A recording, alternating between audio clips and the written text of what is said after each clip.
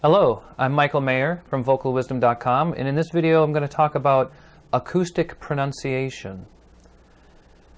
Acoustic pronunciation is something I talk a lot about with the people I work with, and I just want to kind of give a general description here for everybody to start familiarizing themselves with this concept. I like to make a distinction to help people understand what we're trying to do, the difference between how we pronounce when we sing versus how we pronounce habitually when we talk. And so I always refer to the difference between talking pronunciation and acoustic pronunciation, which is what we do what we need to do when we sing. If we remember the basic premise that when we're singing, what we're trying to do is behave as a musical instrument. And this is different than just talking and then letting our talking extend into singing. And there's a few kind of key characteristics that differentiate between the two. When we talk, we're not really using an acoustic environment to do the pronunciation. We're really closing things down. I'm doing it right now.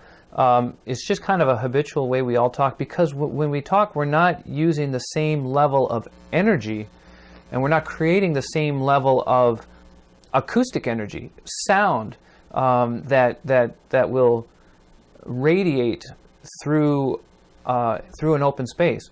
So we're generally just kind of speaking. When we talk, we're speaking to somebody just here or there, or to a microphone, or to to the telephone or whatever. That's real close to us. So talking is a much more close distance sort of communication.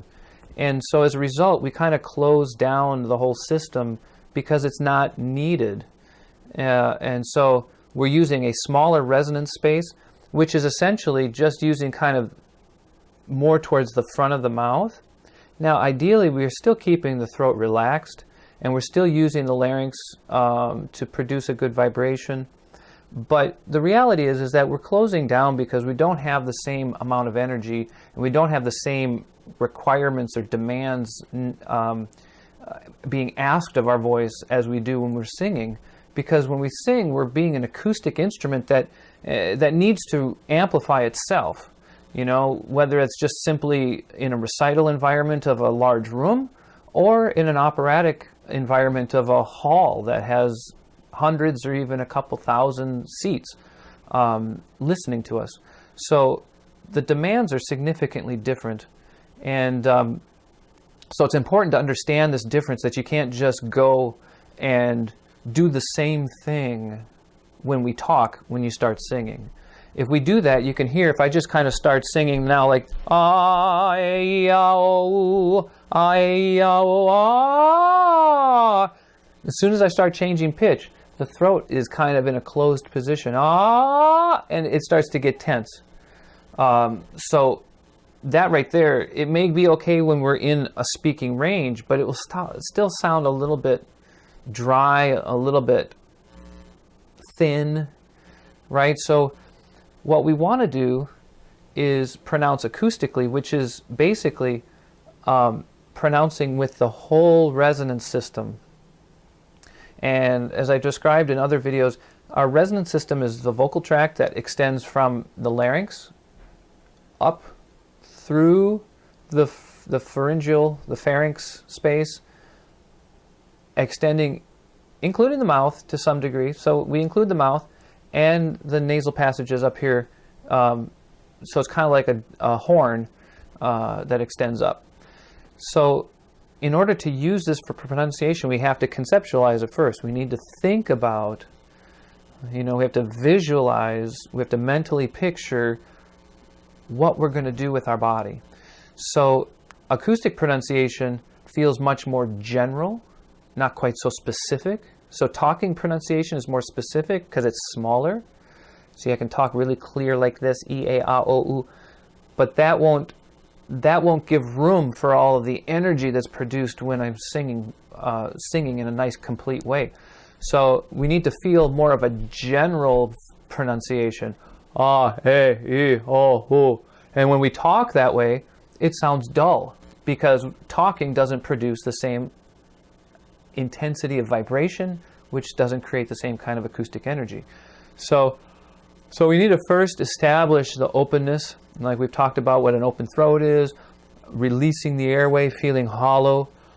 Ah, and you hear when I talk that way, it has sort of a dull quality to it. But then when I vocalize so that the vibration is more pure, more complete, ah, now the vowel sounds pretty accurate, pretty clear. Ah, e, o, u. The throat's released, they feel comfortable. There's lots of acoustic energy. There's no clamping down or anything like that. If I try to do that same in a talking position, e, o, u, it will sound, like I said, it will sound constricted a little bit. It may not even sound comfortable. The listener may not feel comfortable listening to the singer in that way. And the vowels will just seem confined. They won't sound free and like they want to expand.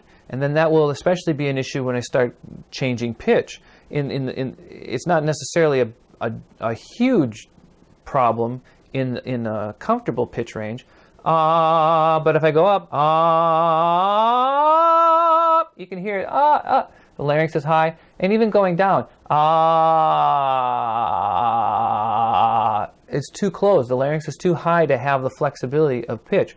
But if I breathe that open and get into acoustic pronunciation,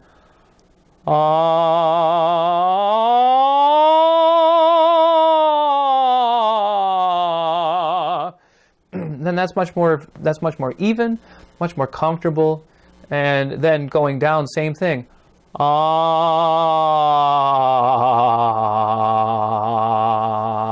the larynx, it's not real strong. I'm not a real low voice, but it's still phonating, and it's not